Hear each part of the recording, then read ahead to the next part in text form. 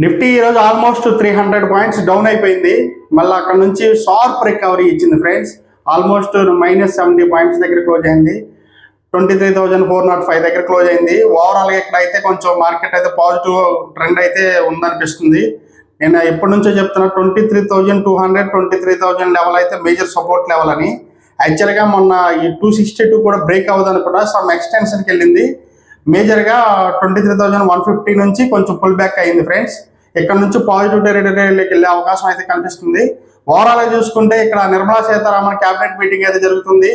ఎవరైతే ఎఫ్ఐస్ ఉన్నారో వాళ్ళ మీద, వాళ్ళు ఇన్వెస్ట్ చేసిన బాండ్స్ మీద అయితే ట్యాక్స్ అయితే రెడ్యూస్ చేద్దామని, ట్యాక్స్ కట్ చేద్దామని అయితే ఆలోచనలో ఉన్నట్టు చెప్తున్నారు. ఇకపోతే ఫార్ బాండ్స్ ఏదైతే ఉందో ఆ బాండ్స్ని అయితే ఆర్బీఐ కూడా కొంచెం వాటి మీద అన్లిమిటెడ్గా ఫారిన్ ఇన్వెస్టర్ని ఇన్వెస్ట్ చేసుకునేలాగా ప్లాన్ చేస్తున్నట్టు తెలుస్తుంది. ఇదేమైనా కొంచెం ఎఫ్ఐస్ బాండ్స్ మీద ఇంట్రెస్ట్ రేట్లు తగ్గించడం కానీ, వాళ్ళ ట్యాక్స్ అయితే కట్ చేయడం కానీ జరిగితే మాత్రం అది బిగ్ పాజిటివ్ బ్రేక్ అవుతుంది ఫ్రెండ్స్. ఖచ్చితంగా మళ్ళీ మనం అనుకున్నట్టు ఆల్మోస్ట్ మార్కెట్ మళ్ళీ పైకి వెళ్ళే అవకాశం ఉంది. మనకు ఒక బెస్ట్ స్టాక్ అయితే ఉంది. రీసెంట్ డేస్ లో చాలా స్ట్రగుల్స్ అయితే పడింది కాఫీ డే, అందరూ తెలుసు.